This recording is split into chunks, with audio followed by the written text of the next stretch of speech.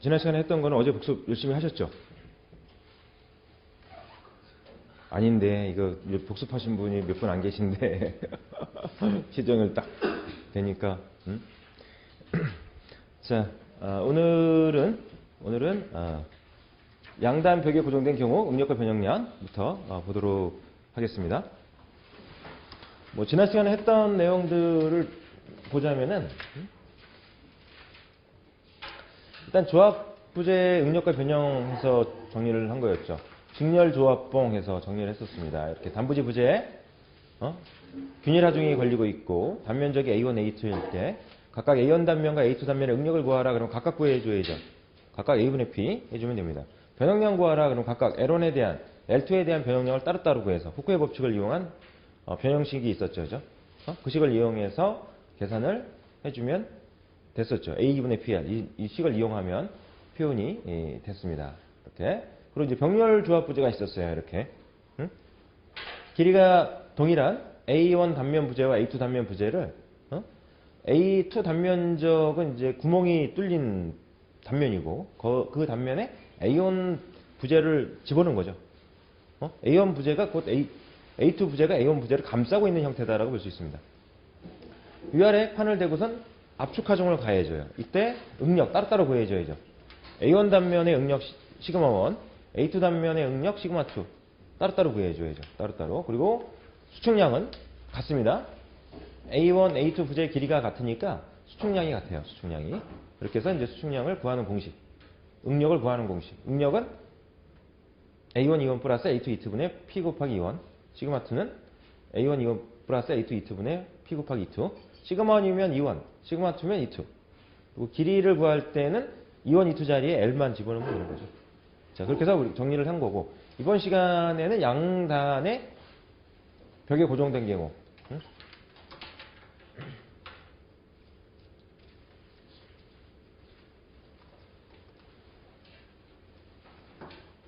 양단이 이제 벽에 고정된 경우로 해서 보겠습니다.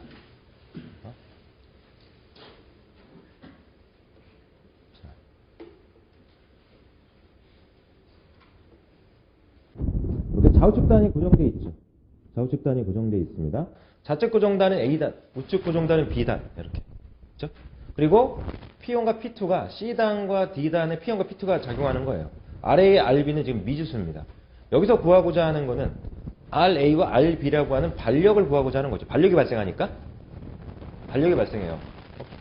전체 길이는 L로서 A 플러스 B 플러스 C가 L이 됩니다. 전체 길이는 L로 표현을 해도 될 거고요. 그리고 좌측 끝단 고정단으로부터 스몰 a 길이의 P1의 하중이 그리고 스몰 b 길이의 P2의 하중이 이렇게 작용하고 있을 때 A단과 B단에는 반력이 발생하게 되겠죠. 전체적인 A와 B의 길이는 오른쪽으로 이동을 하게 됩니다. 늘어난다는 얘기죠. C의 길이는 수축이 일어나겠죠. 전체 변형량은 얼마예요?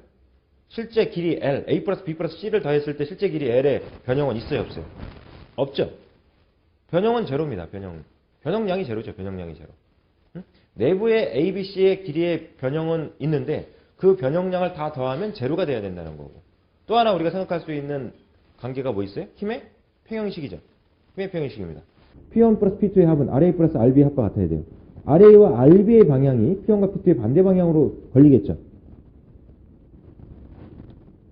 자, P1과 P2가 오른쪽을 향하니까 A단, B단에는 반력, RA, RB가 왼쪽을 향하게 될 거다. 이렇게. 그래서 방향을 일단 이제 여러분들이 잡아야 돼. 틀려도 좋으니까 방향을 잡아놓고 힘의 평형식 그리고 변형량은 제로다. 이런 표현식을 써야지 된다는 것이죠. 그렇게 이제 식을 세웠을 때 이렇게 식을 세워서 정리를 하면은 RA는 A 플러스 B 플러스 C분의 P1, B 플러스 C 플러스 P2 곱하기 C 이렇게. RB는 A 플러스 B 플러스 C분의 P1 곱하기 A 플러스 P2 곱하기 A 플러스 B로 표현이 됩니다. 이 식을 구하기 위해서 각각의 변형량, 각 구간의 변형량, A 구간의 변형량 델타 1, B 구간의 변형량 델타 2, C 구간의 변형량 델타 3를 구해서 더해주면 제로가 됩니다. 제로가 돼요. 전체 변형량은 제로다. 이렇게. 그래서 이제 그와 같은 표현식과 힘의 평형식은 제로다라고 하는 두 가지 힘의 일종의 방정식을 만들어서 계산을 했을 때 RA, RB가 이제 계산이 되는 거죠. 가끔 나옵니다. 가끔 나와요. 그럼 이 문제가 나왔다. 이 문제가 나왔다. 그럼 제가 지금 말씀드린 그런 걸 바탕으로 해서 식을 풀어내서 이 식을 만들어서 문제를 풀어야 되죠. 자, 같이 그러면 이 식이 어떻게 나오는지 한번 제가 이제 다시 한번 말씀을 좀 드리도록 이렇게 하겠습니다. 칠판을 봐주시면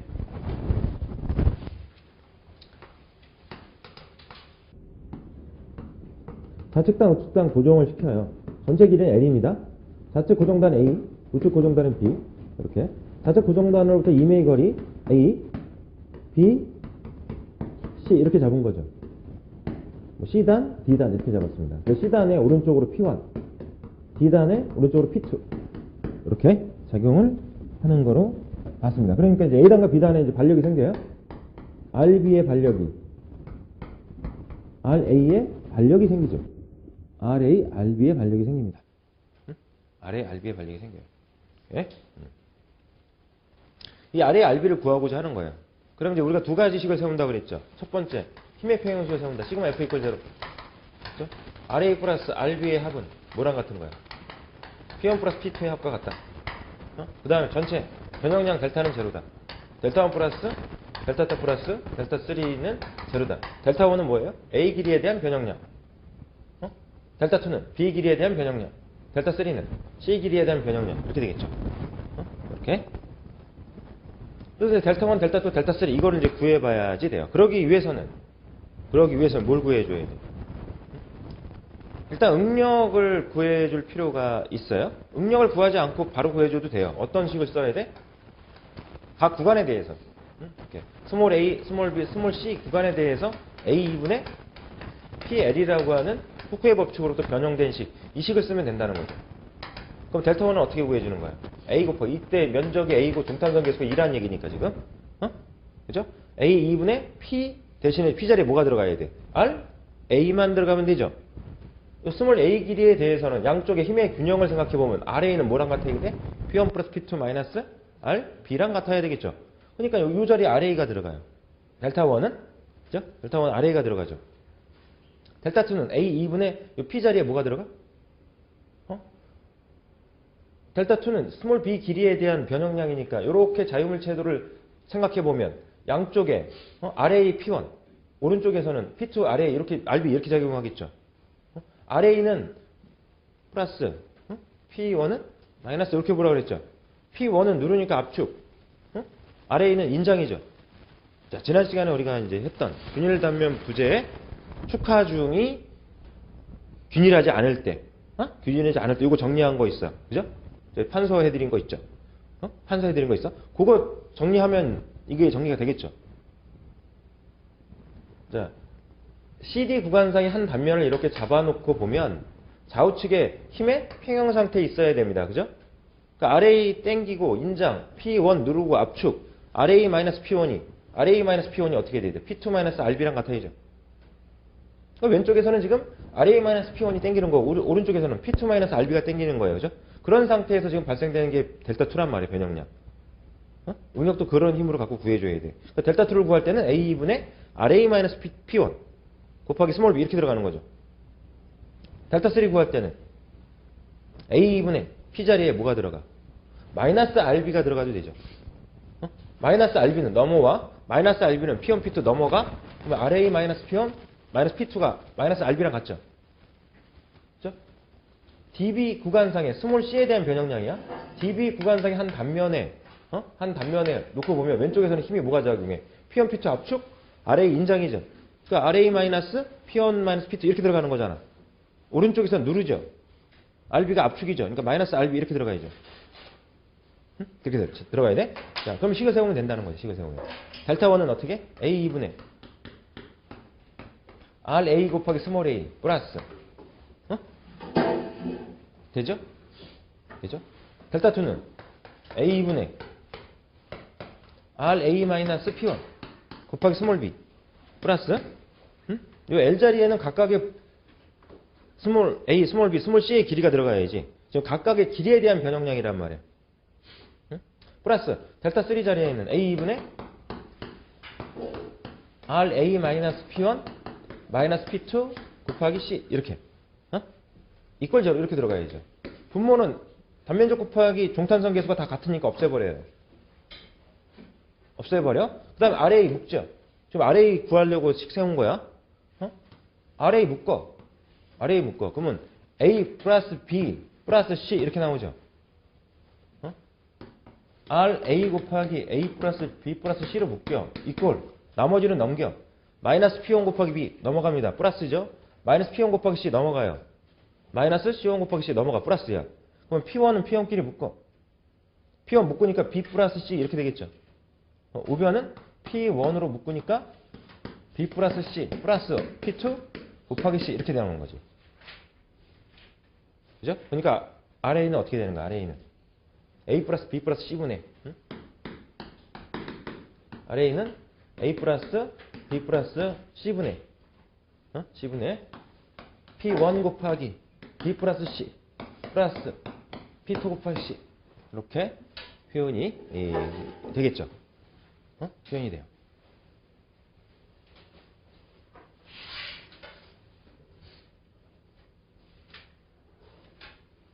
자, 일단 뭐 이거를 이렇게 풀면 되겠구나라고 하는 감을 갖고 쫓아오시면 되는 거야. 이렇게 풀면 되네. 뭐 간단해. 이렇게 해서 식을 세우면 풀면 되겠구나. 그 다음에 작업만 해주면 돼. 그 다음에 뭐야? 우리가 필요한 건 이 식을 이용해서 이제 계산기 누르거나 아니면 이 식을 고르는 문제가 나오거나 이런 식으로 시험 문제는 출제가 되는 거기 때문에. A 플러스 B 플러스 C를 L로 놨어요. L분의 P1 곱하기 B 플러스 C 플러스 P2 곱하기 C 이렇게 표현됐어요. 자, 이거를 여러분들한테 이제 기억하는 방법을 말씀드리겠습니다. 가끔 나오는 거기 때문에 나왔을 때 이렇게 풀면 되긴 합니다. 자, 그런데 이제 여러분들이 이제 기억하는 방법을 제가 말씀드리는데 그렇게만 따라와 주시면 굳이 이 작업 없이 이렇게 풀면 되는구나 이렇게 생각하시고 기억해 주시면 된다. 어떻게? 전체 길이 L분의 RA를 구하고 싶어? 전체 길이 L분의 작용하는 하중 P1, P2가 있어요. 방향 같죠? RA와 반대 방향이야? 자, 그 방향은 이제 확인하셔야 돼. 전체 길이 L분의 RA를 구하고 싶어? 전체 길이 L분의 작용하는 하중 곱하기 반대편까지 거리 P1 곱하기 B 플러스 C 똑같은 거 하나 더 있어? 더해주면 돼? P2 곱하기 C 됐죠? 그러면 이 식이 나오는 거죠. 전체 길이 L분의 작용하는 하중 곱하기 반대편까지 거리 RA를 구한 거니까 반대편은 어디야? B지점이 되는 거죠. B지점이 되는 거예요. 하나 더 있으니까 더해주면 되죠. 플러스 P2 곱하기 C 이렇게 들어가는 거야. 자, 그럼 RB는 어떻게 나오겠어? RB는 전체 길이 L분의 RB를 구하고 싶어. 반대편까지 거리 B, R, A 자체 끝단위죠? P2, P1, P2 방향 같아? RB와 P1, P2의 방향은 반대야? 그럼 플러스로 들어간다 이 얘기야. P1, P2가 RB랑 반대죠? 그럼 플러스로 들어간다 이 얘기야. 전체 길이 L분의 작용하는 하중 P1 곱하기 반대편까지 거리 A 플러스 반대편 작용하는 하중 곱하기 반대편까지 거리 P2 곱하기 A 플러스 B 이렇게 하면 끝난 거죠. 자, 이거 지금 써먹을 일이 많이 있어요. 대표적인 케이스 세 가지가 있는데 그 케이스 중에 하나를 제가 말씀드린 거야. 이렇게 따라와 주시면 돼. 앞으로의 수업도 물론 이런 기본적인 원리는 말씀드립니다. 개념적인 측면을 말씀드리고 이걸 어떻게 기억을 할 것이냐라고 하는 거. 그거는 뭐 제가 좋은 방법이 있으면 말씀드리는 거고 딱히 좋은 방법이 없다. 그러면 어떻게 해줘야 돼? 그냥 외워야죠. 그냥 외워야 돼. 아니면 이제 여러분들이 저도 나름 이제 외우는 방법이 이제 저만의 외우는 방법이 있긴 있어요. 있긴 있는데 뭐 그걸 여러분들한테 건 바이 건으로 다 말씀드리기는 어렵고 그런데 그런 건 어떻게 나오는 거냐면 자주 보니까 생기더라는 거죠. 그림으로부터 연상해서 풀든가 아니면 뭐 그 공식의 어떤 특별한 그런 어떤 부분을 좀 뭐 그 눈에 익히든 뭐 아니면 그냥 아예 그냥 그 카메라로 찍듯이 그냥 해서 기억하든 뭐 나름대로 이제 그런 거를 이제 기억을 좀 하려고 하죠. 왜냐하면 이제 잊어버렸을 때 이거를 어떻게 기억해낼 것이냐라고 하는 그런 어떤 포인트가 될 만한 것들을 이제 생각을 하면서 이렇게 외우는 방법이 자주 보다 보면은 나름 이제 생길 수가 있다는 거예요. 이거는 바로 이렇게 해주면 계산기 바로 눌러서 답을 내주면 되니까 이렇게 되죠. 이렇게. 그래서 RB는 L분의 이렇게 P1 곱하기 A 플러스 P2 곱하기 A 플러스 B 이렇게 이렇게 해서 구한 RB는 P1 플러스 P2 마이너스 RA랑 같아야죠. RA 여기서 구했으니까, RA를 구했으니까 RB는 힘의 평형식에서 RB는 P1 플러스 P2 마이너스 RA 이렇게 해서 끄집어내면 되는 건데, 이거를 똑같은 방법으로 지금은 그 변형량의 합은 제로다 이렇게 식을 세웠는데, 이거를 RA가 아니라 RB에 대해서 식을 세우면 RB를 구할 수 있겠죠. 이렇게 나오겠죠. 그럼 식이. 그죠? 굳이 안 해봐도 이렇게 될 것이다 라고 하는 게 좀 확인해 볼 수가 있을 것이다. 전체 길이 L분의 작용하나 중 곱하기 반대편까지 거리. 요거만 기억을 해두자. 그러면 몇 가지 케이스에 대해서도 이걸 써먹을 수가 있고요. 특히 이제 보에서 이걸 써먹을 수 있어. 보에서 단순보, 또는 양단 지지보 이런 쪽에서 반력 구하고 이럴 때 이제 바로바로 써먹으면서 이제 문제를 해결할 수 있는 이런 방법이기도 합니다. 자, 참고해 두시고요. 자, 그렇게 해서 이제 그 정리를 해주면은 바로 이제 이 식이 나온 거죠. RA, RB 이 식이 나온 거죠. 가끔은 한 번씩 출제가 좀 된다. 이렇게 두시고, 다음 자중을 고려한 경우 응력과 변형 부분으로 넘어가겠습니다. 자중을 고려한 경우 응력과 변형. 자중이라는 표현, 자중, 물체의 무게 이런 얘기죠. 자중, 물체의 무게 이런 표현으로 보시면 됩니다.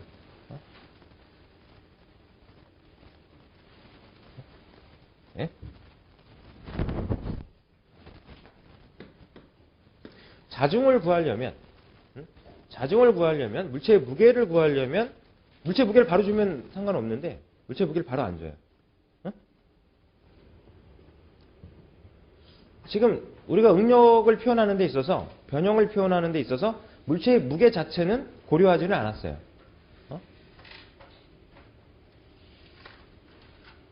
이렇게 봉을 상단을 고정시켜 놓고 매달아 놨단 말이에요. 그냥 매달아 놨어. 한겨울에 고드름 열려서 고드름이 처마 밑에 이렇게 매달리듯이 그냥 매달아 놨어.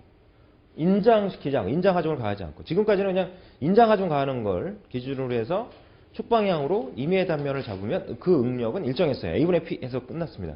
근데 지금 이 물체의 무게를 고려해 보자는 거예요. 자중. 물체의 무게를 고려해 보자는 거예요. 그럼 물체의 이 무게가 얼마다 이렇게 주면은 좋은데, 바로 물체 무게를 안 줘. 물체 무게를 계산하게끔 해서 줍니다. 물체 무게를 계산하려면 질량 곱하기 표준 중력과 속도 이렇게 해서 구해주는 방법이 있겠죠. 질량을 줄 수가 있어. 질량을. 근데 질량을 안 줘. 일반적으로 이제 비중량이라는 표현의 값을 줘요. 비중량이라는 표현 값을 줘. 감마. 비중량. 이 비중량은 정의가 단위 최적당 중량이야. 단위 최적당 중량이니까 최적은 V, 중량 W 이렇게 표현을 합니다. 그래서 비중량을 주면 비중량을 가지고 자중을 구할 수 있다는 거죠. 비중량 감마 곱하기 최적 해주면 돼요. 감마 곱하기 최적. 비중량에다가 최적을 곱해주면 돼요. 면적 곱하기 길이 해주면 나옵니다. V분의 W는 mg라고 했으니까 질량 곱하기 중력과 속도죠. 이렇게. 여기서 질량을 최적으로 나눈 값을 밀도라고 얘기해요. 밀도? 밀도는 단위 최적당 질량입니다. 단위 최적당 질량 킬로그램 매스 퍼 미터 3승 단위가 이렇게 되겠죠. 그래서 얘를 밀도 곱하기 중력과 속도 이렇게 표현할 수 있어요. 표현하면 뉴턴 퍼 미터 3승 이렇게 되겠죠. 뉴턴 퍼 미터 3승으로 표현이 됩니다. 공학 단위에서는 이 비중량의 단위가 뭐가 되겠어요? 공학 단위에서는 뉴턴이 아니라 킬로그램 포스가 쓰겠죠. 그죠? 킬로그램 포스 퍼 미터 3승 이렇게 되겠지. 그래서 킬로그램 포스 퍼 미터 3승이 주어졌어. 그러면은 뉴턴으로 고치려면 곱하기 9.8 해주면 되는 거죠. 그럼 뉴턴이 나오는 거니까. 단위는 이제 그렇게 좀 확인을 좀 해 주시면 됩니다. 이렇게. 자, 그러니까 이제 밀도의 중력과 속도 곱하기 최적. 최적. V에 이렇게 발을 붙여놓은 거냐 최적 지금 얘기하는 겁니다. 대문자 V를 쓰는 제가 이제 이렇게 대문자 V에 이제 발을 붙여놓을 때가 가끔 있어요. 그래서 여러분들이 보시고서 이게 뭐 지금은 이제 알아듣는데 나중에 이제 복습하실 때 이게 뭘 나타내는 거야, 이게? 그렇게 이제 생각을 해서 이게 뭐 지금 숫자 얘기하는 거야? 뭐 헷갈리는데 최적 얘기하는 거야? 대문자 부위? 대문자 부위 그렇게 생각하시면 돼요. 그렇게 해서 자중을 구하는데 비중량을 줄 때도 있고 밀도를 줄 때도 있다는 거죠. 또 하나. 비중이라고 하는 값을 줄 때가 있어요. 비중이라고 하는 값. 응? 비중이라는 값을 줄 때가 있어. 비중은 1atm 4도씨 상태 물의 무게에 대한 어떤 물체의 무게의 비를 비중이라고 얘기를 해요. 자, 나중에 다 또 유체역학 제가 정리해 드릴 때 또는 연력학 정리해 드릴 때 다 얘기합니다. 비중량, 밀도, 비중에 대한 표현들을 다 해줘요. 다 뭐 기본적으로 알고 있겠지만 혹시 잊어버렸으면 여러분들이 꼭 기억을 해줘야 돼요. 공학을 하는 데 있어서 이거는 기본이죠. 물리를 하는 데 있어서는 기본적으로 알고 있어야지 되는 거고요. 여러분들이 도면을 그리고 뭐 그 부품의 무게를 산출해내고 이럴 때도 다 재질이 선정이 되면 이런 걸 알 수 있죠. 재질을 선정해주면 비중량, 밀도, 비중 이런 걸 알 수가 있어요. 그래서 모델링하면 볼륨이 나오죠. 볼륨이 나오니까 비중량에 볼륨 곱해주면 중량이 되는 거고, 밀도에 볼륨을 곱해주면 밀도 질량이 나오는 거고, 그죠? 중량, 질량 이렇게 계산이 다 가능한 거죠. 이렇게 보셔야 돼. 그래서 기본 그 정의에 의해서 비중을 구하는 공식을 만들면 비중은 물의 밀도분의 어떤 물체의 밀도 이렇게 들어가요. 감마 W분의 감마 이렇게 들어간다는 거죠. 식이. 그러니까 감마를 구하고 싶어. 감마를 구하고 싶으면 비중에다가 물의 비중량 곱해주면 돼. 물의 비중량이 얼마냐? 표준 대기압 4도씨 상태에서 물의 비중량 감마 W가 9,800이에요. 9,800에다가 비중을 곱해주면 단위는 뉴턴/미터 삼성으로 계산이 됩니다. 나누기 9.8 해주면은 킬로그램 포스퍼미터 삼성으로 바뀌겠죠. 뉴턴을 킬로그램 포스로 고치겠다. 나누기 1000 해주면 돼. 그래서 1000으로 줬다. 1000 곱하기 비중으로 줬다. 그러면은 단위가 뉴턴이 아니라 킬로그램이다. 이렇게. 비중에다 물의 비중량을 어떻게 풀 수 있어요? 물의 밀도에다가 모곱해주면 돼. 물의 밀도에다 모곱해주면 돼. 지금 뭐야? 감마 이꼴 로우지잖아, 그죠? 여기서 비중량 감마 이꼴 밀도 곱하기 중력과 속도 아니야, 표준 중력과 속도. 그러니까 감마 W는 물의 밀도에다 뭐 곱해줘? 중력과 속도 이렇게 곱한 거죠. 그러니까 비중에다가 물의 밀도는 1000이에요. G는 표준 중력과 속도니까 9.8이죠. 9.8 이렇게 곱하니까 9,800 이렇게 나온 거죠. 물의 밀도가 1000이야. 1000 kg mass/m 3승이야. 표준 대기압 4도씨 상태에서 기억을 해주셔야 돼. 물의 물성치라든가 또는 공기의 물성치와 관련해서는 시험 문제에서 안 주는 경우가 있다. 안 주면 어떻게? 기억하고 있는 거를 가지고 문제를 풀어야 됩니다. 그래서 기억을 하고 있어야지 돼요. 기억을 하고 있어야 돼. 이렇게.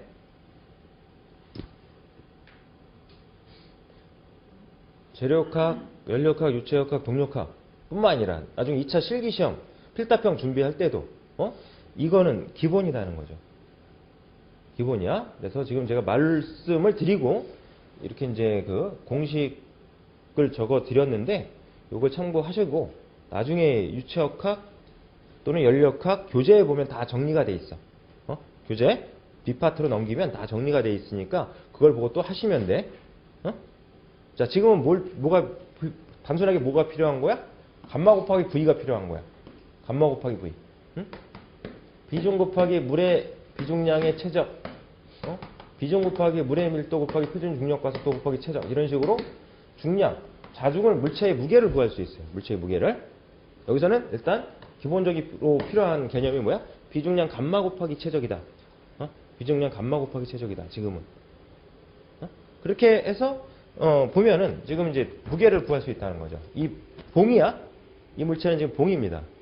봉이에요. 응? 지금 봉이야, 봉. 비중량 감마의 면적이 A인 봉이야.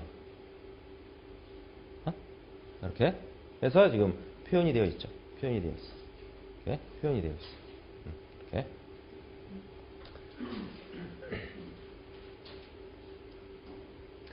그러면 감마 곱하기 면적 A 곱하기 길이 L 이렇게 곱해주면 물체의 무게인데 그 물체의 무게는 이거 전부 다죠. 이거 전부 다야. 전부 다야. 이렇게.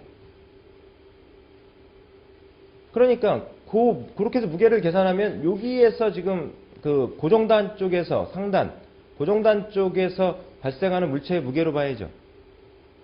하단의 물체의 무게는 얼마야? 하단의 물체의 무게는 얼마야? 지금 여기서 봤을 때 하단은 x = 0인 지점이에요. 고정단은 x = l인 지점이야. 임의의 거리 x를 잡았어요. 임의의 거리 x 이렇게. 임의의 거리 x를 딱 잡았을 때 여기서의 지금 무게는 얼마야?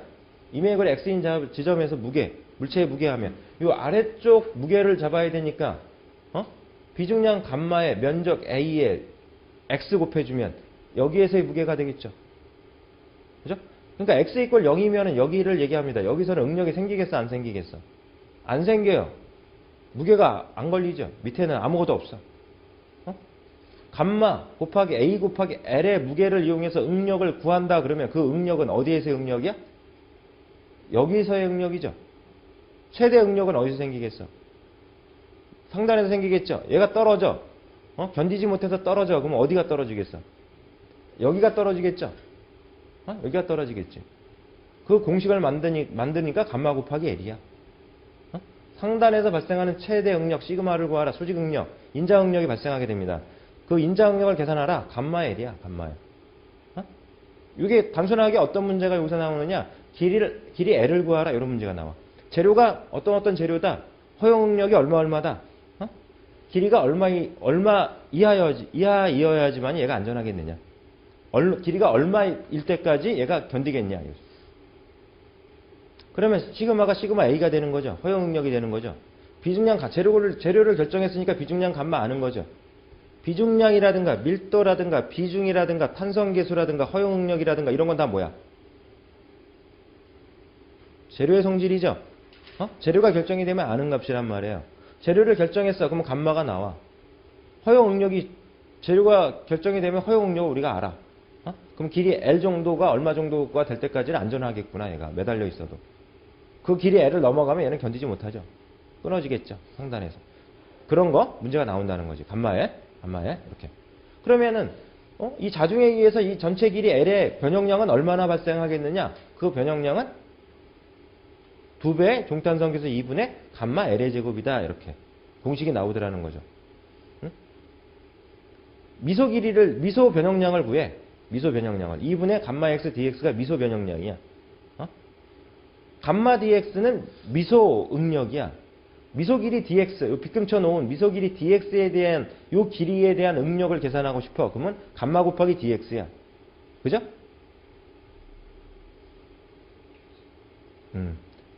고개를 끄덕끄덕거리면 굉장히 빠른 거야. 제가 중간에 지금 생략을 했기 때문에 이렇게 보면 빠른 거예요. 그러니까 식의 의미는 그래. 식의 의미는. 그래서 x는 0에서부터 l까지 변하죠. 0에서부터 l까지 변하죠. 적분하니까 감마 L이야. 그죠? dx 적분하니까 그냥 x죠. 적분 변수 그대로 튀어나오죠. 감마는 상수니까. 그죠? 그러니까 감마 x야. 0에서부터 l까지 변해. 그러니까 감마의 l-0야. 그러니까 감마 L 이렇게 되는 거지. 응? 여기다가 후의 법칙을 적용시켜서 미소 변형량을 잡으니까 2분의 감마 x dx야. 이걸 적분해. x dx 적분하니까 어떻게 돼? 2분의 x제곱이죠. x dx 적분하면 2분의 x제곱이야. x의 1승이죠. x의 1승이면 n이 1이야. 그럼 n 플러스 1분의 x의 n 플러스 1승 이렇게 적분이 되죠. 인테그랄 x dx 적분하면. x dx 적분하면 2분의 x제. 그냥 이 정도 이상의 적분도 나오지도 않아. 지금 제가 수업하는 내용 중에는 그렇게 고난이도의 적분 같은 거 이런 것들을 별로 다룰 기회가 없어. 이게 가장 기본이야. x dx 적분하면 2분의 x제곱이야. x의 제곱을 적분하면 얼마겠어? 3분의 x 3승이야. x의 4승을 적분해. 그러면 4 플러스 1분의 x의 4 플러스 1승이죠. 5분의 x의 5승이야. 감이 오죠? x 그냥 인테그랄 dx야. 적분 변수 그대로 튀어나와 x로. x dx야. 2분의 x제곱이야. 적분하면. 0에서부터 l까지. 해서 공식이 2배 2분의 감마 L의 제곱 이렇게 나왔어. 자, 이 지금 그림에서 봉입니다. 한봉, 둥근봉. 자중을 고려한 경우 응력과 변형량에서 여러분들 두 가지 공식을 기억을 해줘야 돼. 시그마는 감마 L. 변형량 될 때는 2배의 종탄성계수 2분의 2배 2분의 감마 L의 제곱. 감마 L의 제곱. 이렇게. 이때는 델타 구하는데 A2분의 PL 쓸 수 있어, 없어? 못 쓰니까 이식 쓴 거죠, 지금. 지금 응력 시그마 구하는데, 이 시그마라는 응력이 여기서는 제로고 여기서는 최대 응력 감마 L이야. 하단에서 위로 올라가면서 응력이 X의 1차 함수로 지금, X의 1차 함수로 커진다는 거죠? 그렇잖아, 그죠? 그거야. 그래서 지금 응력 시그마가 발생하는 거란 말이에요. 지금 X가 응력 시그마가 균일 응력이 아니야, 여기서.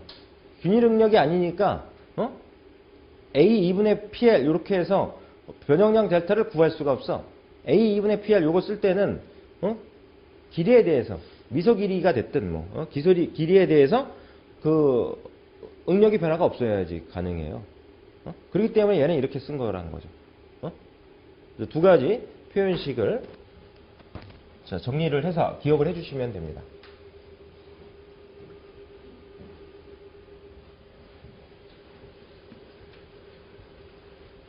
추가적으로 말씀드리면 지금 상단을 고정을 시켰어. 동이야. 비중량의 감마고 면적이 A고 종탄성 계수가 2야. 길이는 L이야. 매달아 놨어. 이렇게. 하단으로부터 임의 거리 X를 취해. 그 지점에서 임의의 미소거리 DX를 잡아. DX라는 미소거리는 X보다 아주 작죠. 무시할 정도로 작은 거리를 얘기하는 거야. 그죠? 우리가 인지하기에 또 어려운 그런 작은 값이지. 아주 작은 값이야. 그런 의미로 생각하시면 돼. 이렇게. 그 미소거리 DX에 대한 미소응력을 구해. 그 미소응력은 면적 A분의 미소 무게가 들어가야죠. A분의 P 아니야, 응력은. 그죠?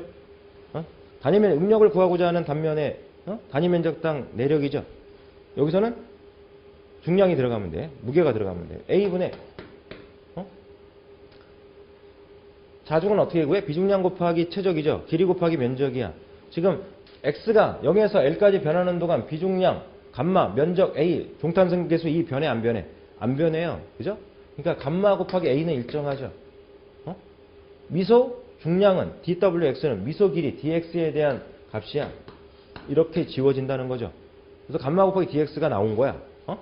여기서 본 것처럼 감마 곱하기 DX가 이렇게 나온 거다니. 그 다음에 적분해야죠. 0에서부터 L까지. 그러니까 감마의 최대 값. 시그마 맥시멈이 감마 곱하기 길이 L이야. 이 값이 허용 응력보다 작거나 같으면 안전해. 이 얘기죠. 이 얘기 말씀드린 거죠. 이렇게. 이 얘기 말씀드린 거예요.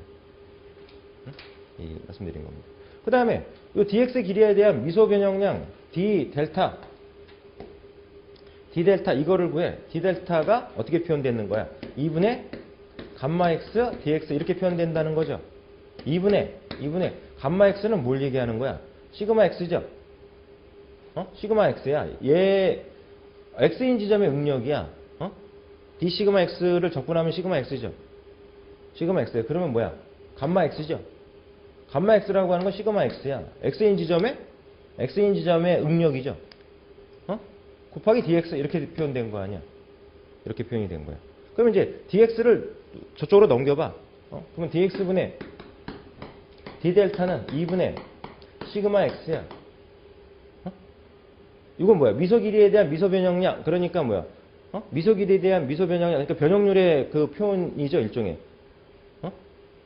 변형률에 대한 표현일 거 아니야. 변형률에 대한 표현이야. 그게 2분의 시그마 x야. 이게 입실론 x 플러스 미소 변형률. 이렇게 이제 볼 수도 있는데, 이거 이렇게까지 이제 말씀드리면 여러분들이 헷갈려. 그러니까 이제 이게 결과적으로는 이제 미소 변형률이다 이렇게 생각하시면 돼요. 미소 변형률이다. 이렇게.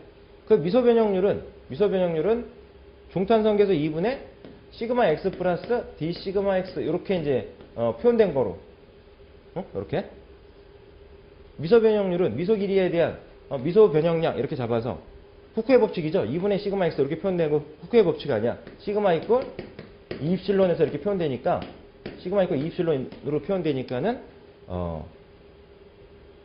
후크의 법칙 얘기하는 거죠. 후크의 법칙 얘기하는 거예요.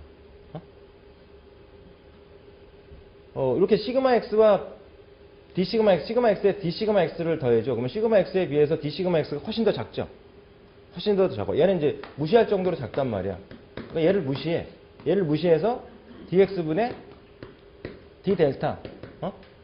이 미소 변형률은 미소 변형률은 x인 지점으로부터의 변형률이니까 x인 지점까지의 응력에다가 미소 길이 dx에 대한 미소 응력을 더해서 이렇게 분자를 표현했다라고 보는 거죠. 그렇게 보겠다는 거야. 그래서 dx는 시그마 x에 비해서 d 시그마 x는 훨씬 더 작으니까 미소 응력은 이 응력에 비해서 훨씬 더 작으니까 무시하겠다라는 거죠. 그렇게 해서 2분의 시그마 x, 2분의 감마 x 이렇게 지금 정리해서 d 델타는 미소 변형량은 2분의 감마 x dx로 이렇게 정리를 해서 얘를 적분한 거죠. 인테그랄 0에서부터 L까지 종탄성계에서 2분의 감마 x dx 한 게 델타라는 얘기야. 그래서 x dx 적분하니까 2분의 x제곱. 그래서 이제 이렇게 나왔다는 거죠. 2분의 감마 L제곱. 자, 제가 이제 이런 시간을 들이는 동안 필요하면 판서를 해줘도 되고 판서를 안 하는 사람들은 애우세요. 지금 따라오면서 이렇게 나왔겠구나. 흐름으로 이렇게 나왔겠구나.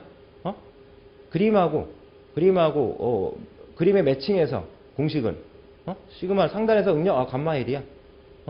감마 L이야. L 길이 L에 대한 변형량은 2배 2분의 감마 L의 제곱이야. 이렇게 판서를 제가 뭐 세부적으로 이렇게 필요하면 이제 해드리는 건데 그럴 경우에는 이제 뭐 여러분들이 뭐 굳이 뭐 나는 이것까지 필요 없어 이런 사람들은 흐름을 따라오면서 바로바로 공식을 외우면서 따라와라. 그리고 이제 시간 끝나고 이제 복습을 해서 여러분들이 이제 또 외워주는 방법도 있겠죠? 졸지 마시고 그리고 여러분들이 손을 놀리지 않으면 졸려요. 졸리기 때문에 손을 놀려 주셔야 이제 어떤 그냥 가만히 팔짱 끼고 가만히 저만 쳐다보고 있으면은 여러분들 졸릴 수 있는 거죠. 제가 뭐 지금 여기 서서 여러분들한테 농담하는 거 아니잖아요, 그죠? 그런 수업은 아니니까 세미나는 뭐 이런 수업은 아니란 말이에요, 기본적으로. 그러니까 여러분들이 이제 이 시간을 어쨌든 유익하게 이렇게 보낼 수 있도록 이렇게 좀 해주셔야 될 것 같습니다. 자, 자중을 고려한 경우 응력과 변형량 말씀드렸고, 그 다음에 여기에다가 하중을 가해요. 하중을 가해. 자중에다가 하중을 가할 겁니다. 지금 비닐 단면봉, 봉이야. 원형 단면 봉이야. 원형 단면 봉. 그 봉에 자중도 고려하고 하중도 고려해요. 그럼 뭐야? 각각 구해서 더해주면 돼. 하중만 작용할 때 응력이 얼마야? A분의 P야. 자중만 고려 시 최대 응력이 얼마야? 감마 1이야. 요게 자주 나와요, 요게. 하중과 자중이 같이 고려하는 경우, 이런 경우에 시험에 나와. 그러면 변형량은 각각에 대한 변형량을 구해서 더해버리면 되죠. A분의 Pl. 하중을 고려할 때 변형량 얼마? A분의 Pl. 자중을 고려할 때 응력 얼마? 변형량 얼마? 2배 종탄성계수 2분의 감마 L의 제곱 이렇게 표현이 된다. 표현이 돼요. 이렇게.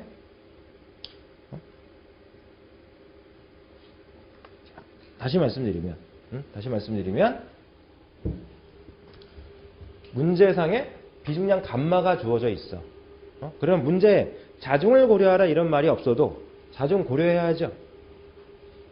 밀도가 주거나 비중이 줬어. 비중, 밀도, 비중량 이 세 개 중에 하나를 문제상에서 줬어. 그럼 뭐야? 자중 고려하라 이런 얘기가 되는 거죠. 그리고 하중 P를 가해 이렇게. 그럼 인장하중 P와 비중량 감마가 같이 가해지는 거죠. 그러니까 동시에 작용하는 거 아니야, 그죠? 그때 응력은 어떻게? 응력은 하중 작용할 때 A분의 P, 자중만 고려할 때 감마 L, 변형량은 하중만 고려 시 A분의 PL, 그리고 자중 고려 시 2분의 감마 L 제곱 이렇게 되겠죠. 이렇게 각각 구해서 더하라. 결론은 그겁니다. 결론은 어떻게? 각각 구해서 더해라. 그 합으로 구해라. 그 다음 원추봉을 봅니다. 원추봉. 원뿔봉, 원추봉을 봐요. 원뿔봉, 원추봉을 봐요. 이렇게. 그림에서 보면 역삼각형이죠. 그림에서 보면 역삼각형입니다. 지금 상단, 고정단의 단면은 뭐야? 직경 D라는 얘기니까 원이라는 거죠. 이렇게. 원이라는 거야. 길이가 L이야. 원뿔봉에, 지금 원추형봉, 원뿔봉의 자중만 고려시 응력과 변형량을 구해보려고 그래요. 그러면 직경이 D인 봉에, 원추봉은 이렇게 만들면요. 그 부피가 3분의 1로 줄어. 그러면 우리가 다루는 응력과 변형은 후크의 법칙을 만족해야 되죠. 정비례 관계에 있다라고 하는 게 기본이다. 이렇게 생각할 수가 있습니다. 그러니까 면적이, 최적이 3분의 1로 주니까 응력도 무게가 3분의 1로 준다는 얘기야. 무게가 3분의 1로 줄으니까 응력도 3분의 1로 줄겠죠. 3분의 감마L이야. 어디서? 상단에서 응력이. 그럼 변형도 3분의 1로 줄어. 그러면 원추봉일 때는 2분의 감마L 제곱이야. 2분의 감마L 제곱이야. 곱하기 3분의 1 이렇게 하니까 2분의 감마L 제곱 이렇게 되겠죠. 옛날에 이 공식 고르는 게 자주 나왔어. 지금은 뜸한데 옛날에는 공식 고르는 것 중에 하나 가끔 나온 게 이거야. 2분의 감마L 제곱. 원추형봉의 변형량 델타는 얼마겠느냐? 최대 응력은 상단에서 3분의 감마L 이렇게. 이렇게 하면 여러분들이 생각을 해주면 직경이 D인 원형봉에 직경이 D인 원추봉이면 부피가 3분의 1로 준다. 요것만 여러분들이 체크를 해주면 돼. 대부분은 그렇게 될 것이다 라고 하는 걸 알고 있을 거예요. 그러면 응력이 나온다. 3분의 감마L, 6분의 감마L 제곱 이렇게 떨어지겠죠. 응?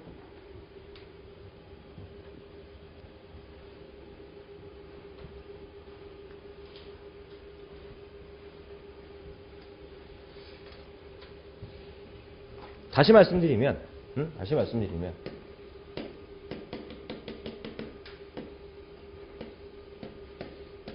이런 봉을 직경이 D인 봉을 상단을 매달아 놨어.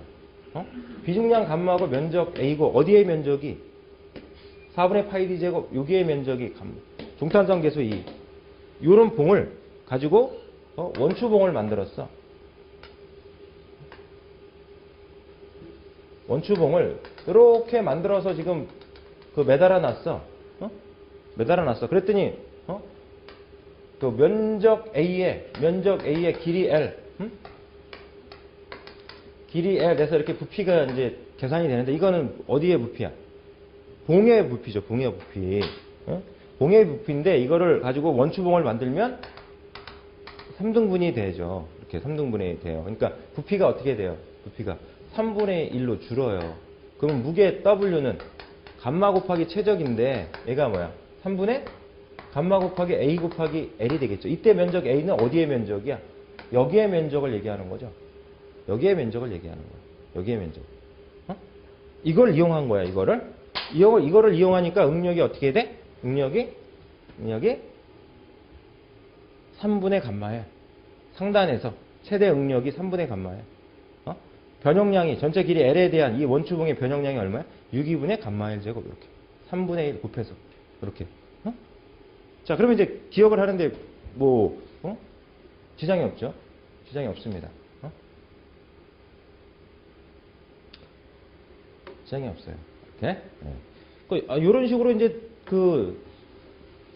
적분식을 세워가지고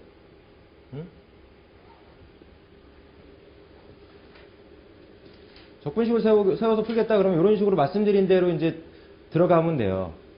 생각을 해서 계산을 해보면 될 거야. 그런데 면적이 일정하지 않죠. 무슨 얘기냐면 하단은 x = 0인 지점, 상단은 x = L인 지점일 거 아니야. 임의의 거리 x를 잡아 이렇게. 그죠? 임의의 거리 x인 점에서 면적을 ax 이렇게 하면은 여기에서 요 면적, 요 면적과 요 면적하고 비례관계를 세워야 돼요. 비례관계를.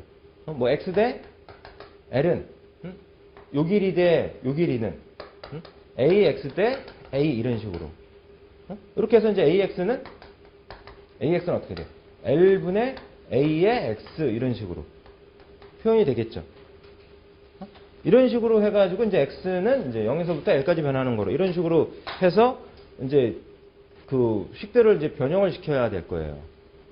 변형을 시켜야 되겠죠. 뭐 시그마 X, X인 지점에서 응력을 계산하겠다. 그러면 시그마 X는 AX분의 WX죠. WX네. 이렇게. 그럼 WX도 그렇고 AX도 그렇고 이렇게 그 이 면적 때문에 면적의 요 표현 때문에 이제 그 비례 관계가 나오겠죠. 비례 관계가 나올 거야. 그런 식으로 해서 이제 그 비례식으로 이런 식으로 면적에 대한 이런 비례식을 세워야 돼. 면적에 대한 비례식을 세워야 돼. 면적에 대한 비례식을 세워가지고 여기다 이제 집어넣고 이제 정리해 보면 흐름을 지금 말씀드리는 거야. 흐름을 정리해 보면 이 식이 나와야 되겠죠. 이 식이 나와줘야 되겠죠. 이렇게 그렇게 하면 되겠구나. 이렇게 하고 가면 돼. 혹시 필요한 사람들은 뭐 여러분들이 정리를 하면서 이제 이렇게 풀어보시면 되는데 그런 것까지는 굳이 필요는 없고 없을 것이다. 네, 생각을 해주시면 되겠고요. 그 다음 열응력을 보겠습니다. 열응력, 서멀 스트레스, 열응력을 보겠습니다. 열응력. 자, 이렇게 그림을 보시면 봉을 면적이 A요 종탄성 계수가 2고 선팽창 계수라고 하는 알파, 선팽창 계수라고 하는 알파라는 값, 알파라는 값을 이제 준 그런 봉이야. 봉을 좌우측단을 고정시켜. 이렇게 고정을 시켜. 가열을 합니다. 그러면 팽창하려 하겠죠. 냉각을 합니다. 그러면 어떻게 돼요? 수축하려 하겠죠. 가열을 시키면 팽창하려 하기 때문에 고정되어 있으니까 무슨 힘이 생겨? 누르는 힘이 생겨. 압축력이 생겨. 압축력이 생겨. 냉각을 시키면 어떻게 돼? 수축이 되려고 하는데 수축하지 못하게끔 당기는 힘이 생기겠죠. 그죠?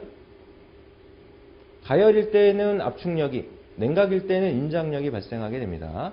요 힘 때문에 재료의 응력이 발생하겠죠. 그게 열응력이다. 이렇게 볼 수 있어요. 열응력이다. 이렇게.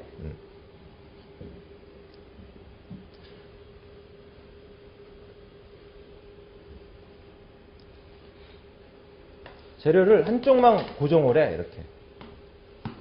봉을 한쪽만 고정을 해놔. 그래서 얘를 냉각이나 가열을 시켜. 그러면 응력 생겨 안 생겨? 안 생기죠? 안 생깁니다. 변형이 신장과 수축 이런 그 변형 자체가 자유로우면 응력이 생기지 않아요. 열을 가할 때는 자유로우면 응력이 생기지 않는다. 물체에 외력을 가했을 때 그 외력에서 물체가 움직여. 응력 안 생기죠? 운동이 자유로우면 응력이 생기지 않습니다. 구속이 돼 있을 때 자유로운 운동이 하중이 걸릴 때는 그 하중에 의해서 자유로운 운동이 이루어지지 않을 때 응력이 생기는 거고, 가열이나 냉각을 해서 온도차가 발생했을 때는 그 온도차에 의해서 팽창과 수축이 자유로우면 응력이 생기지 않습니다.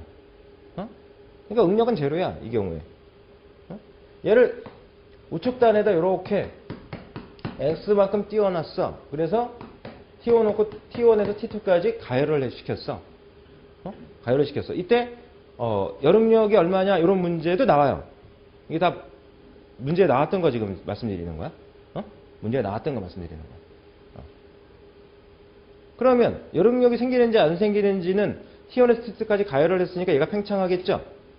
얼마만큼 팽창하느냐, 팽창량을 구해봐야 되는 거야. 팽창량을. 그래서 팽창량을 구해서 이 팽창량이 X보다 크거나 같으면 어떻게 돼요? 열응력이 생겨요. 델타를 구했더니 X보다 작아. 그러면 구속이 안 되니까 응력이 발생하지 않습니다. 그러니까 델타를 구해봐야 돼. 이 델타를 어떻게 구할 거냐? 후쿠의 법칙 써서 구할 거다. 후쿠의 법칙 써서. 시그마는 이입실론인데 후쿠의 법칙에서 입실론이라고 하는 거를 구할 때 이 재료에 선팽창 계수라고 하는 값을 줘요. 그럼 선팽창 계수는 뭐냐?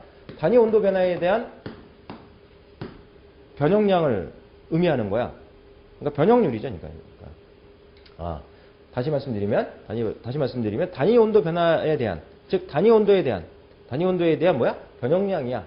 선팽창 계수라고 하는 값은. 그러니까 여기다가 선팽창 계수에다가 온도 변화량을 곱해줘 버리면 뭐가 나와? 변형률이 나오는 거야. 변형률이. 응?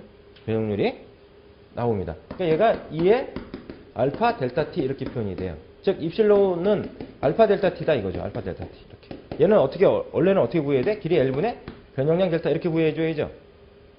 그러니까 변형량 델타는 어떻게 나와? L의 알파 델타 t 이렇게 해서 구할 수 있다는 거지. L의 알파 델타 t. L의 알파 델타 t. L의 알파 델타 t 이렇게 구할 수가 있다. L의 알파 델타 t 이렇게. 그래서 L의 알파 델타 t에서 구해서 그 값이 x보다 크거나 같아. 그러면 여력력 생겨 안 생겨? 생겨. 작아? 그럼 여력력 안 생겨. 그거 얘기하는 거야. 이렇게. 그래서 보면 됩니다.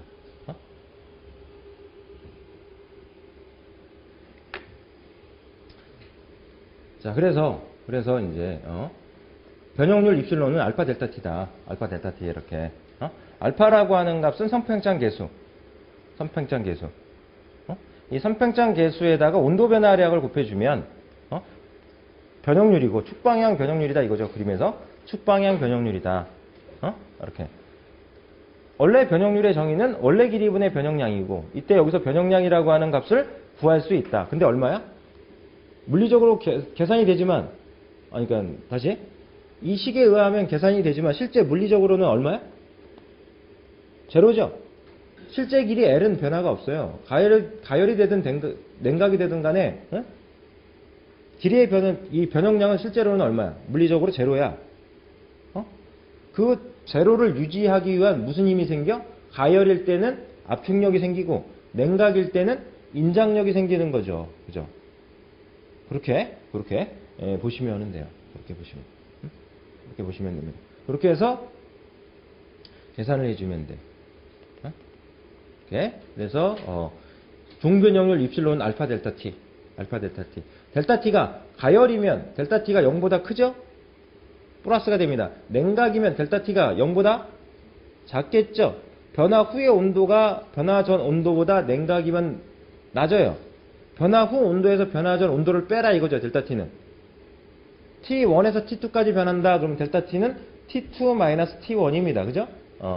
그래서 가열일 때는 T1보다 T2가 큰 거고 냉각일 때는 T1보다 T2가 작겠죠?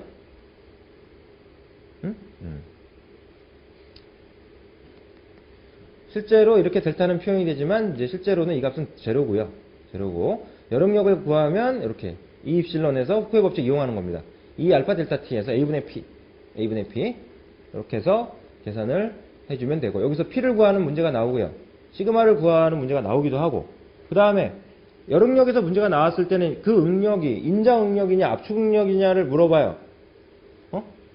인자응력이냐 압축응력이냐를 물어봅니다. 가열이면 어떻게 돼요? 시그마가 플러스가 나와. 델타 t가 0보다 크니까.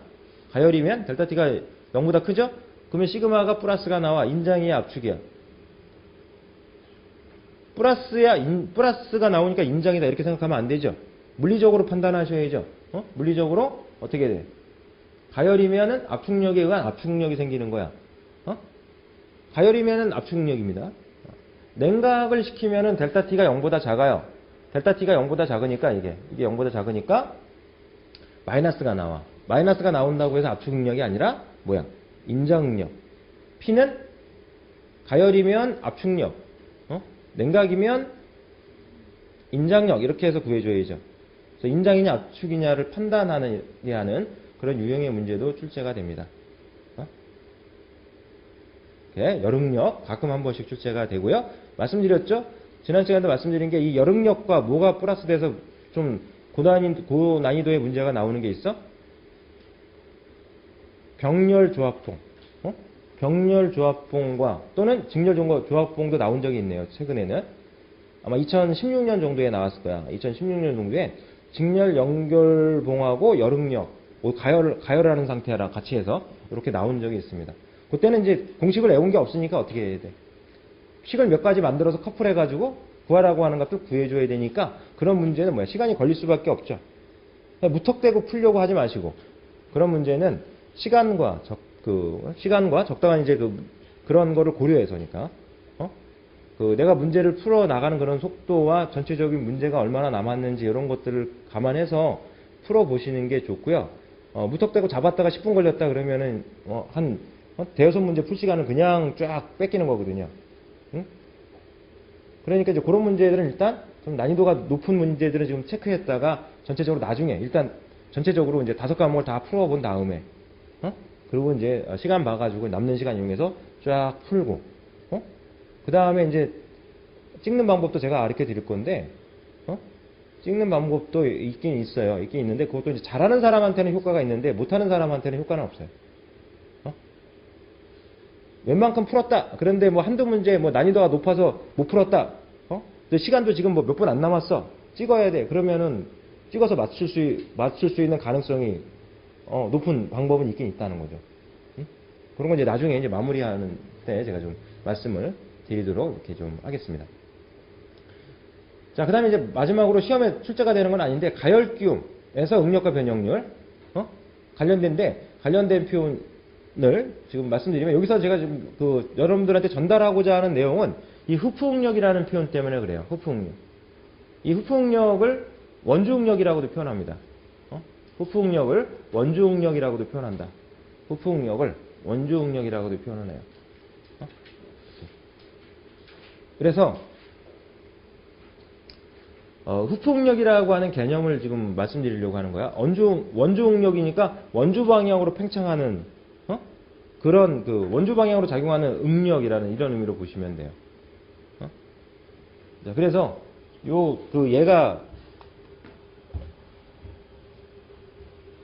가열 끼워 맞춤 하는 그런 경우로 해서 지금 말씀드리려고 하는 건데요. 이렇게 이제 링이 있어요, 링이 있고 여기에 이제 이렇게 봉이 있어, 봉이.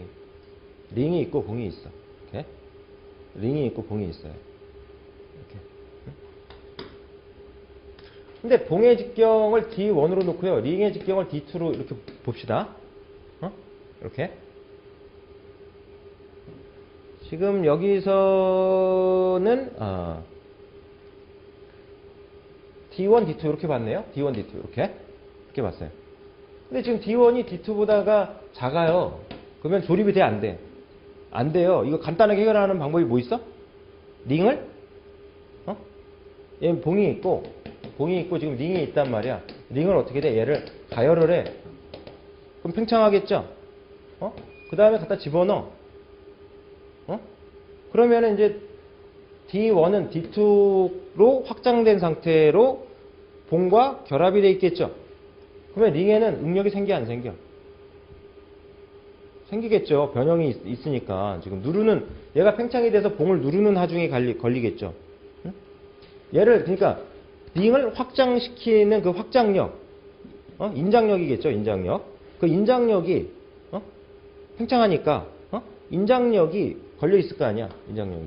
그러니까 D1의 이 둘레 길이가, 직경이 D1이 이 둘레 길이가 직경이 D2인 둘레 길이로 이렇게 변형이 생길 거란 말이야. 그러면 이 상태를 유지하기 위한 하중이 가해지고 있는 거고, 그 하중에 의해서 발생된 응력이 있을 거 아니야. 그 응력이 원주응력이라는 거고요.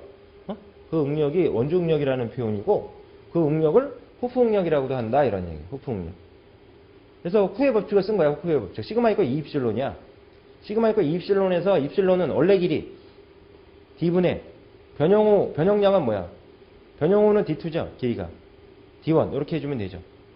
그래서 굳이 풀자면은 이렇게 이제 해서 계산을 하면 되는데 애울 필요는 없어.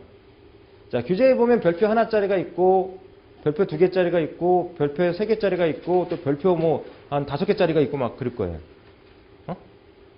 별표 하나 정도까지는 좀 고려해서 공부해라 이런 얘기야.